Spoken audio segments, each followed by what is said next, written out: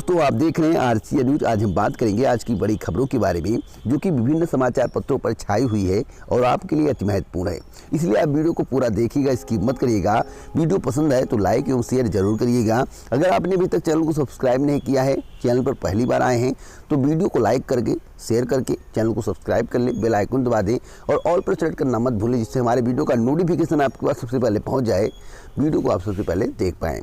पहली खबर 69,000 शिक्षक भर्ती को लेकर है। 36,590 चयनित अभ्यर्थियों को आज मिलेंगे नियुक्ति पत्र। आपको बता दें कि बेसिक शिक्षा परिषद में 69,000 सहायक अध्यापकों की भर्ती में से दूसरे चरण में 36,590 चयनित अभ्यर्थियों को शनिवार को नियुक्ति पत्र वितरित किए जाएंगे। मुख्यमंत्री योगी आदित्यनाथ 5 कालिदास मार्ग स्थित अपने सरकारी आवास पर सुबह 11 बजे नियुक्ति पत्र वितरित करेंगे। परिषद में 69,000 सहायक अध्यापकों की भर्ती में सर्वोच्च न्यायालय के आदेश से पहले चरण में 16 अक्टूबर को 31,277 चयनित अभ्यर्थियों को नियुक्ति पत्र वितरित किए गए थे।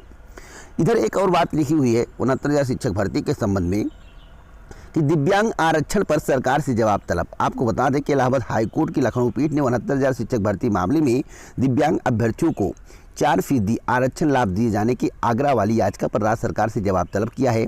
न्यायमूर्ति मनीष माथुर ने शुक्रवार को यह आदेश याची राम किशोर व कई अन्य दिव्यांग अभ्यर्थियों की याचिका पर दिया है। याचियों की अधिवक्ता श्रेया चौधरी का कहना था कि इस भर्ती में कानून व नियम के अनुसार 4% दिव्यांग आरक्षण लाभ मिलना चाहिए, लेकिन सरकार व संबंधित विभाग दिव्यांगों की अनदेखी कर रही है। उधर सरकारी वकीलों के मामले में सरकार से निर्देश लेने के लिए समय देने की गुजारिश की गई है। मामले की अगली सुनवाई 7 दिसंबर 2020 को होगी। फिलहाल पक्ष में फैसला दिव्यांग के ही आएगा, क्योंकि 4% आरक्षण जो नियम है वह मिलना चाहिए। अगली खबर है कि अंक पत्रों को लेकर अंक पत्रों प्रमाण पत्रों की विसंगति दूर करने का मिलेगा अवसर। 69,000 सहायक अध्यापक भर्ती का मामला है। आपको बता दें कि 9 से 11 दिसंबर तक फिर होगी काउंसलिंग, 12 दिसंबर को नियुक्ति पत्र जारी होंगे। तो बहुत ही अच्छी खबर है कि अवसर मिल रहा है। अगली खबर है कि 20 सत्र में प्राथमिक शिक्षकों के तबादले को हाईकोर्ट ने दी मंजूरी। आदेश संशोधित मेडिकल इमरजेंसी के आधार पर कभी भी हो सकेंगे तबादले। यह 54,000 का मामला है, जो 54,000 स्थानांतरण का मामला चल रहा था, उसके संबंध में हाईकोर्ट के द्वारा हरी झंडी दे दी गई है। अगली खबर इलाहाबाद विश्वविद्यालय की है। LLB में 7 से होगा प्रवेश। BA LLB BSc से दूसरे कोर्सों के दाखिले के लिए विश्वविद्यालय ने जारी किया कट ऑफ। अगली खबर है कि विसंगति दूर होने पर नियुक्ति मिलेगी, पर मेरिट में बदलाव नहीं होगा। आपको बता दें यह 69,000 शिक्षक भर्ती का मामला है। यहाँ पर साफ साफ लिखा हुआ है कि 69,000 शिक्षक भर्ती में मामूली विसंगति को दूर करने के लिए चयनित अभ्यर्थियों को अवसर देते हुए नियुक्ति तो दे दी जाएगी, लेकिन मेरिट में परिवर्तन नहीं किया जाएगा। बेसिक शिक्षा विभाग के अपर मुख्य सचिव रेणुका कुमार ने शुक्रवार को इसका शासनादेश जारी कर दिया है। अगली खबर दिल्ली विश्वविद्यालय की है। दिल्ली विश्वविद्यालय में एक बार फिर से तदस्थ शिक्षकों के समायोजन और स्थायी नियुक्ति की मांग तेज होने लगी है। शिक्षकों ने बीते साल 4 दिसंबर को कुलपति कार्यालय पर हजारों की संख्या में एकत्र होकर स्थायी नियुक्ति और तदस्थ शिक्षकों के समायोजन की मांग को उठाया था। एक साल बीत जाने के बाद भी इस दिशा में कोई प्रयास नहीं किए गए। तो अब देखना होगा क्या होता है। फिलहाल आम आदमी पार्टी शिक्षक संगठन DTA के प्रभारी हंसराज सुमन के अनुसार बीते 4 दिसंबर 2019 को शिक्षा मंत्रालय ने एक सर्कुलर जारी किया था, जिसमें स्थायी नियुक्ति और प्रमोशन प्रक्रिया शुरू करने के निर्देश दिए गए थे। अगली खबर नई भर्ती को लेकर है। नई भर्ती का विज्ञापन जारी किया गया है Jammu and Kashmir service selection board के द्वारा JKSSB। देखिए यहाँ पर लिखा हुआ है 1,997 पद, कुल पदों की संख्या 1,997 है। यहाँ पर लिखा हुआ है sub inspector, commercial tax assistant, compiler इत्यादि के पद हैं। यहाँ पर बताया गया है अधिकतम आयु सीमा 40 एवं 43 वर्ष। जनवरी 2020 से आयु की गणना की जाएगी। शुल्क 350 रुपये। परीक्षा जो है अंग्रेजी 0.25 अंक की निगेटिव मार्किंग के साथ, मतलब कि 1/4 की निगेटिव मार्किंग है। पात्रताएं 10वीं उत्तीर्ण, निर्धारित विषय से 12वीं स्नातक, डोमिसाइल सर्टिफिकेट व अन्य पात्रताएं। अगर आप आवेदन करना चाहते हैं 7 दिसंबर से आवेदन प्रारंभ हो रहा है। आवेदन की अंतिम तिथि 21 दिसंबर 2020 रखी गई है। तो आप लोग इस वेबसाइट के माध्यम से आवेदन कर सकते हैं। अगली खबर है कि पूंजी बनाए रखने को इस साल बैंक नहीं देंगे लाभांश। किसका कहना है? आरबीआई गवर्नर का। बैंकों की 2019-20 में कमाई से नहीं लेंगे हिस्सेदारी, अर्थव्यवस्था को मिलेगी रफ्तार।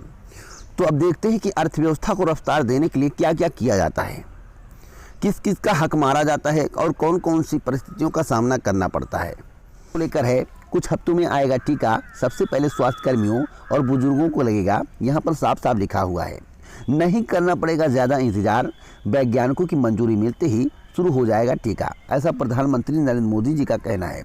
प्रधानमंत्री नरेंद्र मोदी जी ने एक अहम बात की है। उन्होंने बताया है कि सबसे पहले स्वास्थ्य कर्मियों, फिर पुलिसकर्मियों, फिर निगम कर्मियों समेत कोरोना के खिलाफ जंग में अग्रिम मोर्चे पर काम करने वाले को टीका लगेगा। उसके बाद गंभीर बीमारियों से जूझ रहे बुजुर्गों को टीकाकरण में प्राथमिकता दी जाएगी। मोदी जी से मेरा एक सवाल है, यह टीका फ्री में मिलेगा या इसका पैसा देना पड़ेगा? क्योंकि गरीब व्यक्ति टीका के लिए पैसा नहीं दे पाएगा। और इसके बारे में प्रधानमंत्री नरेंद्र मोदी जी ने बिहार चुनाव के दौरान बोला था कि फ्री में टीका मिलेगा, सबको मिलेगा। तो टीका फ्री में मिलेगा या पैसा लगेगा, इसके बारे में मोदी जी पुनः स्पष्ट करें, नहीं तो यह भी जुमला साबित हो सकता है। जैसे 15 लाख का जुमला, 2 करोड़ का जुमला, कहीं कोरोना का टीका भी तो जुमला साबित नहीं होगा। तो मोदी जी मन की बात करते हैं तो मन की बात में एक बार बोल दीजिए कि जितने भी गरीब भारत के हैं उन्हें फ्री में कोरोना का टीका उपलब्ध कराया जाएगा। अगली खबर किसान आंदोलन को लेकर है। 5वें दौर की वार्ता आज, किसानों ने किया 8 को भारत बंद का ऐलान। किसान आंदोलन का 9वां दिन, सिंघू बॉर्डर पर किसान संगठनों की बैठक में फैसला।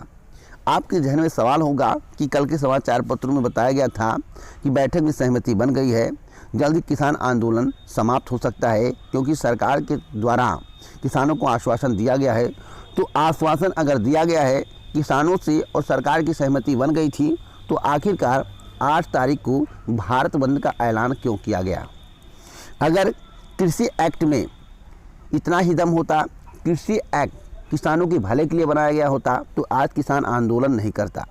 तो इस सवाल का जवाब सरकार को देना चाहिए। सरकार को भरोसा, किसानों को मना लेंगे, जल्द खत्म होगा आंदोलन। तो मैं आपको बता दूं, जब तक यह एक्ट समाप्त नहीं किया जाएगा तब तक किसान मानेंगे नहीं।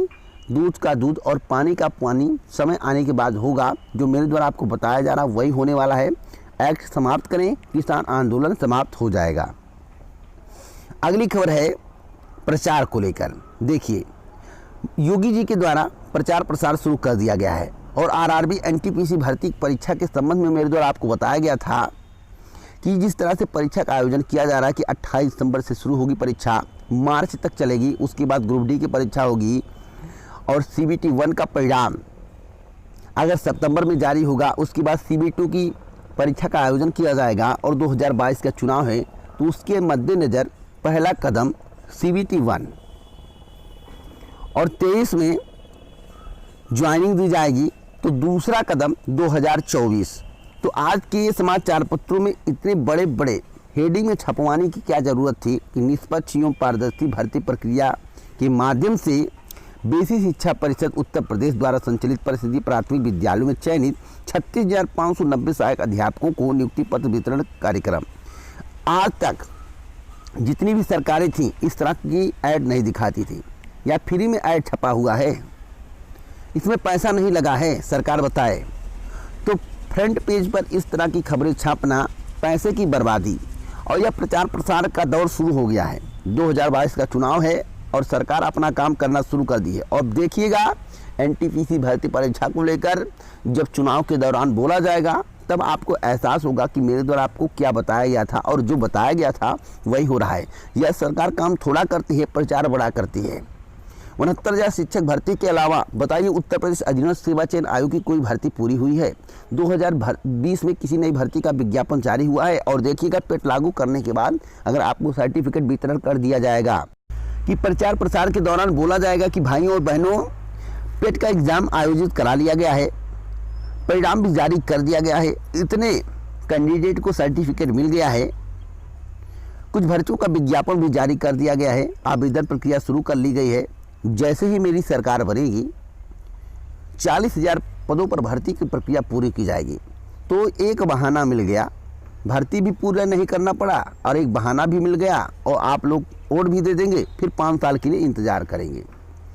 तो कोई भी भर्ती हो चुनाव के पहले पूरी होनी चाहिए। अगर चुनाव के पहले पूरी हो तो पुनः बीजेपी की सरकार आए, बहुत अच्छी बात है। अगर चुनाव के पहले भर्ती पूरी नहीं होती है तो आप लोग एक बार दिमाग से सोचिएगा, क्या इस सरकार को पुनः उत्तर प्रदेश में लाना सही है या गलत है। अगली खबर की अभ्यर्थियों को साथ से मिलेगा बुलावा पत्र। आपको बता दें कि सफल अभ्यर्थियों को रोल नंबर के अनुसार सेना भर्ती मुख्यालय पर वितरित होंगे पत्र। तो यह बहुत खुशी की बात है।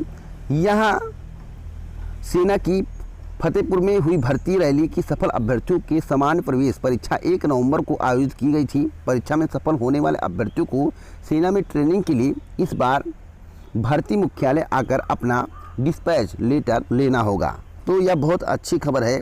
जितने भी चयनित अभ्यर्थी हैं उन सभी को आरसीए न्यूज़ चैनल की तरफ से हार्दिक बधाई।